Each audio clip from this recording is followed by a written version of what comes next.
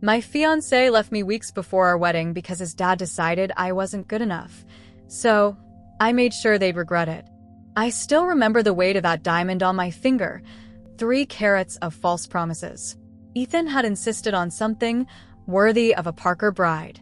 How ironic that phrase sounds to me now. The day everything fell apart wasn't stormy or dramatic. It was actually perfect. 72 degrees, cloudless sky, the kind of spring day that makes you believe in happy endings. I'd picked up our wedding invitations that morning, 200 hand-calligraphed envelopes with gold wax seals, each one representing a witness to what I thought would be our lifetime commitment. I was in the midst of addressing them when Ethan called. "Alex, can you come to my father's office? There's something we need to discuss." His voice had that careful flatness that I'd come to recognize as the tone he used when his father was standing over his shoulder. I should have known then. Richard Parker's office occupied the entire top floor of the Parker Enterprises building downtown. Floor-to-ceiling windows offered a panoramic view of the city, a city where the Parker name appeared on hospital wings, university buildings, and charity gala invitations. I'd always felt small in that office, but never as small as I did that day. Richard sat behind his imposing desk, fingers steepled, the portrait of his own father watching disapprovingly from the wall behind him. Ethan stood by the window, looking out rather than at me. "Alexandra," Richard began, not bothering with pleasantries. "I've always respected your ambition." The way he said ambition made it sound like a character flaw. But I've been reviewing some matters regarding the future of Parker Enterprises, and I've come to a difficult conclusion. I glanced at Ethan, who still hadn't turned from the window. His shoulders were rigid beneath his tailored suit. "The Parker legacy spans 4 generations," Richard continued. "We have relationships with families who've been in the upper echelons of society since the city was founded. The Parker name opens doors that, forgive my bluntness, your background simply cannot." My throat tightened. "My background? Your father was a high school teacher, your mother a nurse. Admirable professions, but not the connections we need during this critical time for the company." I'd always known Richard viewed me as an outsider, but I'd thought 3 years with Ethan, a magna cum laude business degree, and my rising career as a financial strategist had proven I belonged. I was wrong. "I don't understand what you're saying," I said, though I did. "Perfectly. I'm saying," Richard's voice hardened, "that while you're a lovely young woman, you're not Parker material." The diamond on my finger felt suddenly heavy, like it was dragging me down into the expensive carpet. "Ethan?" I turned to him, waiting for him to defend me, to remind his father about love and commitment and the plans we'd made. He finally turned, and I saw everything I needed to know in his eyes. "Dad's right, Alex," he said softly. "The timing isn't good. The company is at a crucial juncture, and we need the right alliances. Caroline Westfield's father has already approached Dad about." "Caroline Westfield?" I interrupted, my voice rising. "Your ex-girlfriend? The one whose family owns half the banking institutions in the state." The pieces clicked together with sickening clarity. "How long have you been planning this?" Richard cleared his throat. "This isn't personal, Alexandra. It's business." I laughed, a sharp, bitter sound. "Not personal? You're calling off my wedding 3 weeks before the date because I don't have the right pedigree, and it's not personal?" "Alex." Ethan stepped toward me, his expression pained but resolute. "You're an amazing woman. But Dad's right, the company needs stability right now. The Westfield merger would solve our..." "Merger?" I cut him off. "Is that what I was to you? A business transaction that no longer makes financial sense?" His silence was damning. I slid the diamond ring off my finger, surprised by how steady my hand was despite the earthquake happening inside me. I placed it carefully on Richard's desk. "I guess I should thank you," I said, my voice deceptively calm. "At least you showed me who you really are before I made the mistake of becoming a Parker." I walked out with my head high, past the receptionist who averted her eyes. Had she known? Past the elevator bank where Ethan and I had once stolen kisses when working late, past the security guard who nodded politely, unaware that my world had just imploded. It wasn't until I reached my car in the underground parking garage that I allowed myself to break. The sobs came from somewhere primal and deep, tearing through me with such force that I couldn't breathe. 3 years. 3 years of loving him, supporting him, believing in the future he'd promised me. I don't know how long I sat there, but eventually the tears stopped. In their place came something else. Something hot and clarifying. Rage. I reached for my phone and saw a notification from my banking app, a reminder to transfer funds for our honeymoon deposit. That's when another thought hit me. As part of my job at Meridian Financial, I had access to market analyses and financial forecasts, including those for Parker Enterprises. For months, there had been whispers about their over-leveraged positions, about Richard's risky investments, and declining profit margins. I dismissed them, trusting Ethan's assurances that everything was fine. With trembling fingers, I pulled up the latest reports on my phone. The numbers didn't lie.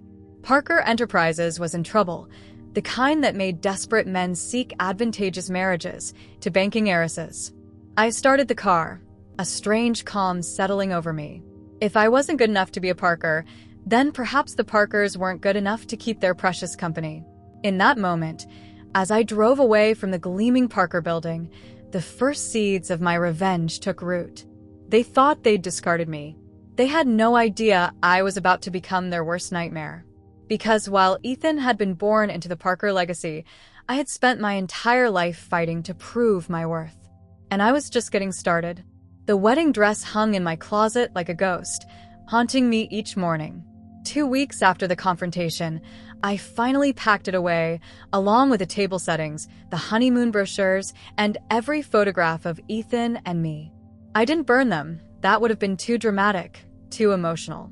And I was done being emotional. "You look terrible," said Monica, my best friend and would have been maid of honor, as she helped me box up the remnants of my relationship. "Have you slept at all?" "Sleep is for people who don't have empires to build," I replied, showing her the business plan I'd been crafting until 4 a.m. She studied it, her eyebrows rising. "Alex, this is a direct competitor to Parker Enterprises." "Precisely." I took a sip of my third espresso of the day. "They think I'm not good enough?" Fine. "Let's see how good they are when I'm taking their clients." Monica looked worried. "This seems intense." "You know what's intense? Discovering that the man you loved was willing to trade you in for a better business model." I closed my laptop. "Besides, I'm not doing anything illegal. Just strategic." The next day, I requested a meeting with James Harrington, my boss at Meridian Financial and a mentor who'd taken me under his wing years ago. "I'm resigning," I told him without preamble, sliding my formal letter across his desk. James leaned back in his chair, studying me. "This have anything to do with the Parker wedding being called off?" News traveled fast in our circles. I didn't flinch. "It has everything to do with realizing what I'm worth." He nodded slowly. "And what are you planning to do next?" "I'm starting my own company." A smile played at the edges of his mouth. "I had a feeling you might say that." He reached into his desk drawer and pulled out a business card. "Call this number. Tell him I sent you." The card belonged to Victor Zhao, a venture capitalist known for backing disruptive startups. What I didn't know then was that Victor also had a long-standing grudge against Richard Parker for a deal gone wrong 15 years earlier. Sometimes fate hands you a perfect ally. 2 days later, I sat across from Victor in his minimalist office, laying out my vision for Nova Corp, a firm specializing in the same commercial real estate development that had been Parker Enterprises' bread and butter for decades. "Why should I invest in a company that's going head-to-head with an established player?" Victor asked, his expression giving nothing away. "Because I know exactly how that established player operates," I replied. "I know their weaknesses, their blind spots, and their vulnerabilities. And unlike Parker Enterprises, which is dragging the weight of outdated practices and ego-driven decisions, Nova Corp will be nimble, innovative, and hungry." Victor studied me for a long moment. "This is personal for you." It wasn't a question, but I answered anyway. "The best business decisions often are." He smiled for the first time. "I agree. And vengeful entrepreneurs are usually the most motivated." He extended his hand. Let's make Parker Enterprises regret the day they underestimated you. With Victor's seed funding, I secured a small office space downtown, deliberately choosing a building visible from Richard Parker's corner office. I hired a team of young, ambitious professionals who were eager to make their mark rather than ride on reputation. Many of them had been overlooked by the old guard companies like Parker Enterprises. I worked 18-hour days, fueled by determination rather than sleep. Every decision, from our branding to our pitch strategies, was calculated to position us as the innovative alternative to the stagnant Parker approach. I studied market trends, identified underserved sectors, and developed partnerships with emerging technologies that could revolutionize commercial development. 3 months after the breakup, I received a text from Ethan. "Can we talk? I miss you." I stared at it for a full minute before typing. "I'm busy building something better than what we had." Then I blocked his number. The same week, I received an invitation to Caroline Westfield's engagement party. The gossip columns were abuzz with the news of the perfect match between the Parker and Westfield families. I RSVP'd with a polite decline, citing business commitments. What no one knew was that I'd already arranged a meeting with Harrison Global, one of Parker Enterprises' oldest and most loyal clients. They'd been quietly dissatisfied with the handling of their recent development project, information I gleaned from an employee who'd left Parker for Nova Corp. "Ms. Reynolds," said Theodore Harrison, the silver-haired CEO, as I entered his office. "I was intrigued by your proposal, though I must admit, Richard Parker was quite surprised when I mentioned our meeting." I smiled. "I imagine he was. He suggested that your personal history might be clouding your business judgment. Did he?" I kept my voice level. Interesting that he'd resort to personal allegations rather than letting the quality of his work speak for itself. Harrison nodded thoughtfully. "I thought the same thing." 2 hours later, I walked out with a signed contract for Nova Corp's first major project, a sustainable mixed-use development that would showcase everything Parker Enterprises was not. That night, I stood in my new apartment, champagne in hand, looking out at the city lights. For the first time since the breakup, I felt something other than anger or pain. I felt powerful. My phone pinged with a news alert. Parker Enterprises stock had dropped 3 points following the announcement of Harrison Global's new direction. It was just a small dent in the Parker armor. But it was only the beginning. I raised my glass to the skyline. "Cheers, Ethan," I whispered. "You should have known better than to break the heart of a woman who knows all your secrets." 1 year after being dismissed from the Parker family's future, I stood in Nova Corp's newly expanded offices, surveying what we'd built. Our staff had grown to 35 people, we completed 3 successful projects, and our reputation for innovative, sustainable development solutions was spreading. "The quarterly numbers look good," said Zoe, my CFO and right-hand woman. She'd left a cushy position at a Fortune 500 company to join Nova Corp, drawn by the promise of building something meaningful. "We're growing faster than projected." "Not fast enough," I said, studying the latest market analysis on my tablet. Parker Enterprises was still the dominant player, though their growth had stagnated. The Harrison Global project had been just a small wound, but I was ready to make it deeper. My phone buzzed with a text from my newest informant, an administrative assistant in the Parker Enterprises executive suite who'd been passed over for promotion 3 times despite her qualifications. Money couldn't buy that kind of loyalty, but recognition and respect could. "They're finalizing the Westlake project proposal today," her message read. "Board presentation tomorrow at 2 p.m. The Westlake commercial complex was the most significant development opportunity to hit the market in years. A sprawling waterfront property ripe for transformation into a high-end business and retail destination. Every major developer in the region wanted it, including Parker Enterprises. And now, thanks to my source, I knew exactly what they were proposing. "Zoe," I called. "Cancel my afternoon. We're revising our Westlake bid."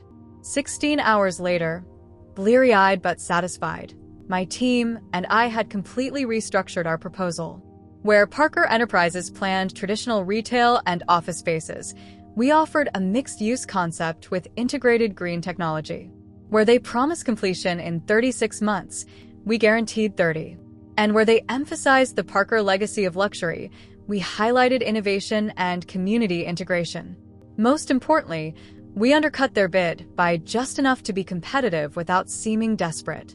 The day of the Westlake Development Committee's decision, I wore my power suit, a tailored black Armani with subtle red accents. Red for blood. Red for victory. "Ms. Reynolds," said Gregory Walsh, the head of the committee, as I entered the conference room for the final presentations. "We're looking forward to hearing from Nova Corp today." My eyes caught on two figures already seated at the table, Richard and Ethan Parker. Richard's expression hardened when he saw me, but Ethan looked startled, like he hadn't expected me to come this far. "Mr. Walsh," I smiled, ignoring the Parkers completely. "The pleasure is all mine." The Parker presentation came first, slick, professional, and utterly predictable. Richard emphasized their decades of experience while Ethan showcased impressive renderings of luxury spaces. When my turn came, I didn't just present a proposal. I told a story, a vision of what Westlake could become. Not just another development, but a landmark of forward-thinking design. I showed how our approach would generate more jobs, greater sustainability, and ultimately higher long-term returns. In summary, I concluded, Nova Corp doesn't just build properties. We build futures. I met Ethan's gaze directly, for the first time. The confusion in his eyes had transformed into something else, a dawning realization that I was no longer the woman he'd left behind. After the presentations, while waiting for the committee to deliberate, I felt a presence beside me at the refreshment table. "Alexandra." Ethan's voice was soft, tentative. "I didn't realize you'd come so far with your project." I stirred my coffee calmly. "It's not a project, Ethan. It's a company. My company." "Yes, I see that now." He cleared his throat. "You always were ambitious. Funny how that quality became admirable once I stopped applying it to loving you." His face flushed. "Alex, about what happened."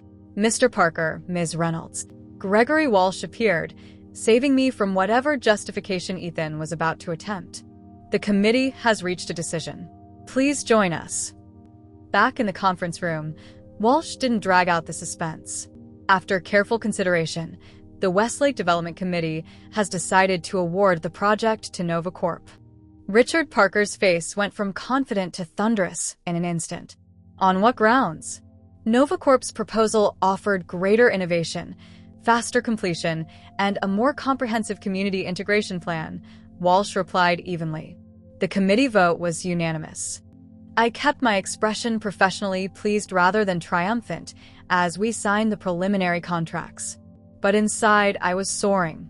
As I was leaving, Richard Parker stepped into my path, his voice low and venomous. "I don't know what game you're playing." "Business," I interrupted coolly. "I'm playing business, Mr. Parker. Perhaps you've heard of it." That evening, the business news reported that Parker Enterprises stock had dropped 8 points following the loss of the Westlake project. Analysts were beginning to question the company's ability to compete in the changing market landscape. But my victory celebration was interrupted by an unexpected visitor to my office. "Impressive move today," Victor Zhao said, letting himself in and settling into the chair across from my desk.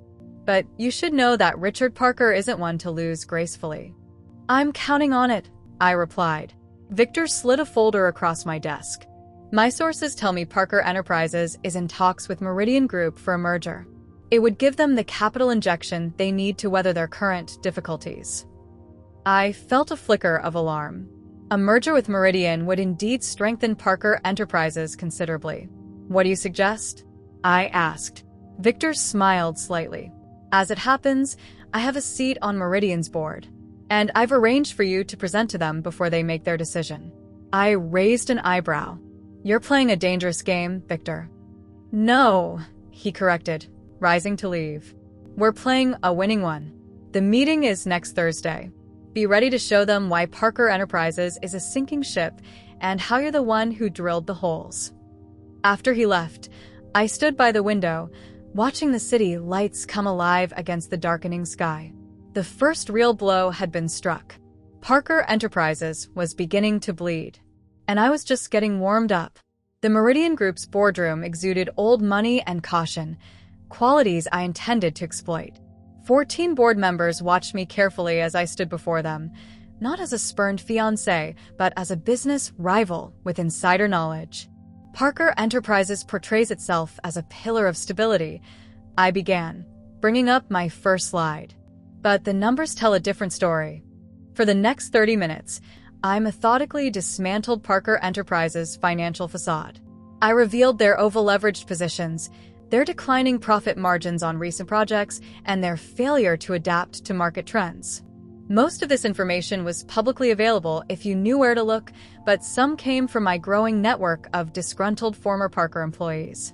In contrast, I concluded, a partnership with NovaCorp offers innovation, growth, and an unburdened balance sheet. I presented our impressive first-year performance metrics. The choice is between yesterday's fading glory or tomorrow's rising star. Victor's expression remained neutral throughout, but I caught the slight nod of approval as I finished. 3 days later, Meridian Group publicly announced their decision to partner with NovaCorp instead of Parker Enterprises. The business headlines were merciless. Parker Enterprises loses crucial lifeline, and NovaCorp, the David slaying Goliath.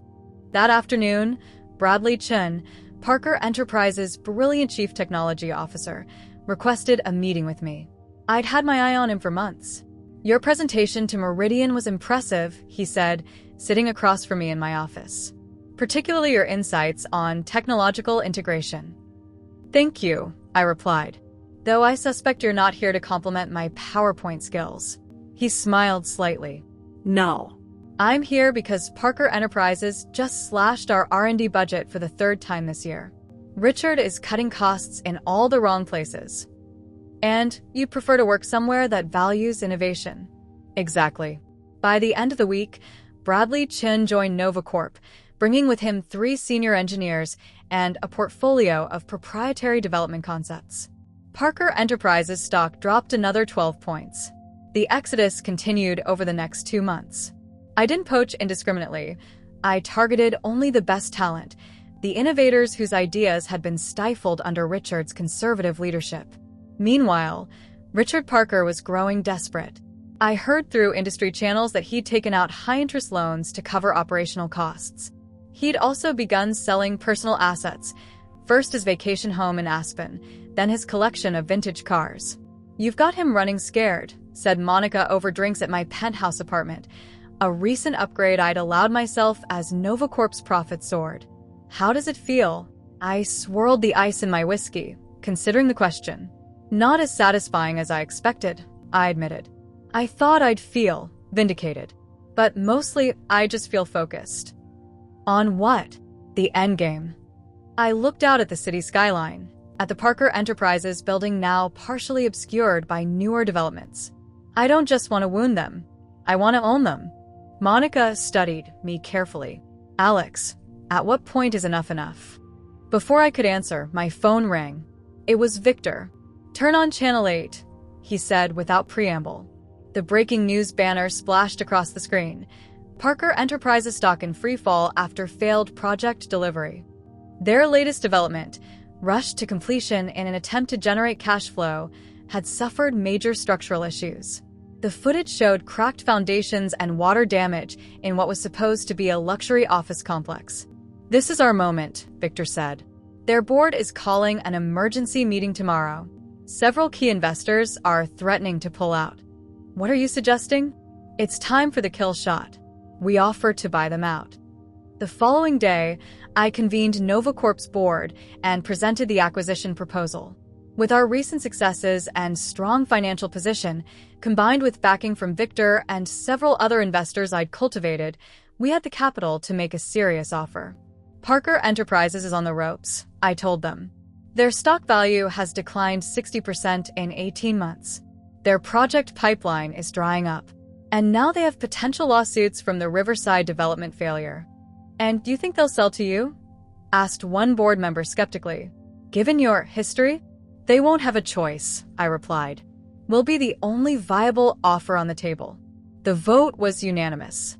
NovaCorp would extend a formal acquisition offer to Parker Enterprises. I personally delivered the offer letter to their headquarters. The receptionist, not the same one from that fateful day 2 years ago, didn't recognize me as I requested to see Richard Parker. When I was shown into his office, I noticed immediately how much had changed. The pretentious artwork was gone, presumably sold. The confident, imperious man who had once dismissed me now looked tired, the lines in his face deeper. "Ms. Reynolds," he said, his voice tight. "To what do I owe the pleasure?" I placed the envelope on his desk. "A business proposition, Mr. Parker." He didn't open it immediately. Instead, he studied me with narrowed eyes. "You've been systematically targeting my company for 2 years. I've been building mine," I corrected. "It's not my fault that exposed the weaknesses in yours." His jaw tightened. "And now you're here to gloat." "No," I said, nodding toward the envelope. "I'm here to offer you a way out." After I left, I didn't go straight back to my office. Instead, I took a detour to the small cafe where Ethan had first proposed to me 3 years earlier. I ordered a coffee and sat at our table by the window, watching people rush by, unaware of the power plays happening in the gleaming office towers above them. My phone buzzed with a text from my assistant. "Parker board meeting scheduled for tomorrow morning. Sources say they're discussing our offer." I smiled to myself. The power had shifted. Now, I was the one in control, and the Parkers were the ones waiting for my decisions.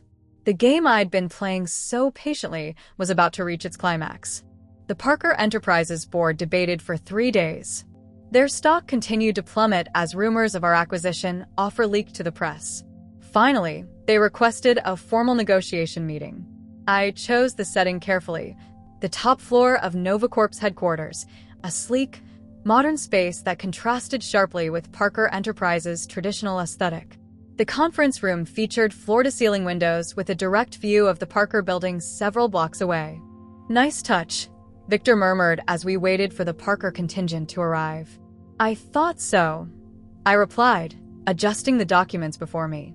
Everything was in perfect order: the contracts, the terms, and most importantly, my composure.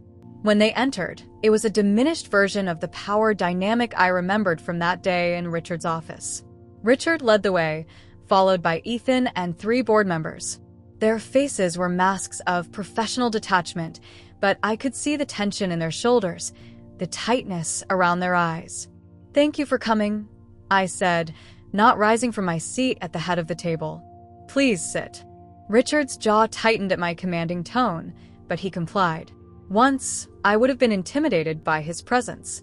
Now I was the one holding all the cards. "Let's be clear," Richard began, his voice gruff. "We're here to discuss a potential strategic partnership, not a surrender." I allowed myself a small smile. "You can call it whatever helps you sleep at night, Mr. Parker. The terms remain the same." I slid copies of our offer across the table. It was deliberately harsh. We would acquire Parker Enterprises at a price reflecting their current devalued stock, plus assume their debts in exchange for complete control. No Parker family member would retain a leadership position. "This is robbery," one of their board members sputtered after reviewing the document. "This is business," I countered. "Your company has failed to innovate, failed to adapt, and now you're failing, period.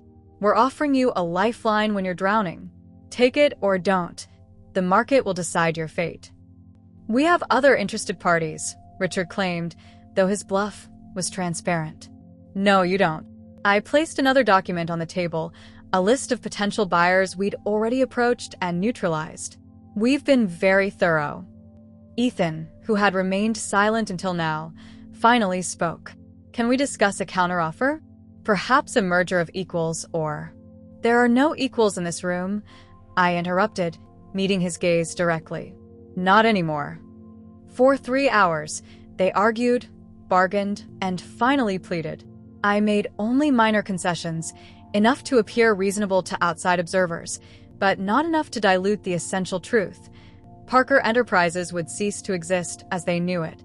When we broke for lunch, I retreated to my private office, allowing myself a moment to process what was happening. This was everything I'd worked toward for 2 years, complete victory over the people who had humiliated me. Yet strangely, as the moment approached, I felt hollow. Revenge, it seemed, was not the feast I'd imagined, but a meal that left you still hungry. A knock at my door interrupted my thoughts. I expected it to be Zoe or Victor, but instead, Ethan stood there, looking uncertain. 5 minutes, he said. Off the record. I should have refused, but curiosity won out. I gestured for him to enter. "You've become formidable," he began, remaining standing. "Dad always said you were too ambitious, but he never saw it as a strength. I should have. Is this where you apologize and expect me to soften the terms?" My voice was cool. He shook his head. No. "We made our choices. I made mine. This is the consequence." "Then why are you here?" "To understand." He looked around my office, taking in the awards, the photographs of NovaCorp projects, the evidence of my success. "Did you do all this just to destroy us?" The question caught me off guard. Had I built NovaCorp solely for revenge? No, somewhere along the way, it had become something more. My company was innovative, ethical, forward-thinking, everything Parker Enterprises wasn't. I'd created something valuable, not just a weapon. "I built this because I could," I finally answered. "Destroying your company is just a bonus." When negotiations resumed, I noticed a shift. Richard seemed defeated, while Ethan was more engaged, asking pointed questions about transition plans and employee retention. By late afternoon, we had reached an agreement in principle. "We'll need board approval, of course," Richard said, his voice hollow. "But I believe we can move forward." "Excellent." I closed my portfolio. "We'll announce the acquisition tomorrow morning. I suggest you prepare your employees." As they gathered their things to leave, I couldn't resist one final twist of the knife. "Oh, and Mr. Parker? I'll be needing your office cleared out by Friday. It has the best view in the building." After they left, Victor approached with champagne and 2 glasses. "Congratulations, Alexandra. You've just pulled off one of the most impressive corporate takeovers I've ever witnessed." We toasted as the sun set over the city, casting long shadows across the skyline. Tomorrow, the business world would be buzzing with the news. Parker Enterprises, a 4-generation legacy, would be absorbed by NovaCorp, a company barely 2 years old. "What will you do with it?" Victor asked, refilling our glasses. "Dismantle it piece by piece?" I gazed out at the city, thinking about all the projects I could now control, the innovations we could implement, the vision I could realize without constraints. "No," I decided. "I'm going to transform it into something better than it ever was under their leadership." That's the ultimate revenge, not destroying what they built, but improving it so dramatically that history forgets they ever existed. Later that night, alone in my apartment, I opened a drawer containing the only photograph of Ethan I'd kept, the 2 of us at a charity gala, smiling, his arm around my waist. I studied his face, remembering how I'd once believed we would build a life together. Tomorrow, I would own everything the Parkers had spent generations building. I would sign the papers with the Mont Blanc pen Ethan had given me for our first anniversary. And finally, the wound of being deemed not good enough would close for good. Or so I thought. The acquisition announcement sent shockwaves through the business world. "NovaCorp devours Parker Enterprises," screamed the headlines. Business analysts called it the most spectacular rise and fall in recent corporate history. My phone didn't stop ringing with interview requests, congratulatory calls, and investment opportunities. On the day we finalized the deal, I arrived early at the Parker, now NovaCorp building. The lobby had already been updated with our logo, the receptionist wearing our company colors. It was surreal walking through the halls that had once intimidated me, nodding to employees who now looked at me with a mixture of fear and respect. Richard Parker's corner office, my new office, awaited. His personal items were gone, but the space still held echoes of his presence. The portrait of his father still hung on the wall. I took it down myself, replacing it with modern artwork commissioned from a local artist. As I settled behind the massive desk, my assistant knocked tentatively. "Ms. Reynolds? The Parker files you requested." I nodded, accepting the box of documents. Inside were the confidential board minutes from the past 3 years, including the meeting where Richard and Ethan had decided I wasn't Parker material. I read the cold, clinical evaluation of my background, my family, my supposed unsuitability. What once would have devastated me now seemed pathetically small-minded. I closed the file, feeling strangely detached. The intercom buzzed. "Mr. Parker is here to see you." For a moment, I thought it would be Richard, coming to make some final plea. But when the door opened, it was Ethan who stepped inside.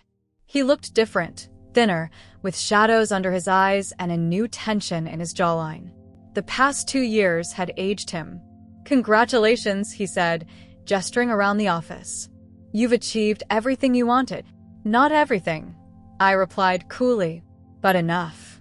He nodded, hands in his pockets. "I suppose I deserve that." He took a step closer to the desk. "I've been offered a position in London. Finance sector. I leave next week." "Running away?" "Moving on," he corrected. "Like you did." I leaned back in my chair, Richard's chair, studying him. Once, this man had been the center of my world. Now he was just another casualty of my ascension. I didn't move on, Ethan. I moved forward. And destroyed my family in the process. There was no anger in his voice, just resignation. "Your family destroyed themselves," I countered. "Your father's pride, your weakness, your collective belief that the Parker name could compensate for bad business decisions." He flinched but didn't argue. "Maybe you're right. Maybe we deserve this." "This isn't about deserving," I said. "It's about consequences." He was silent for a moment, looking around the office that should have been his inheritance. "You know what's ironic? Dad finally admitted he was wrong about you. Last week, he said you were exactly what Parker Enterprises needed all along." That startled a laugh from me. "Too little, too late." "Way too late," he agreed, a ghost of a smile crossing his face. But he wasn't wrong. Ethan moved toward the door, then paused.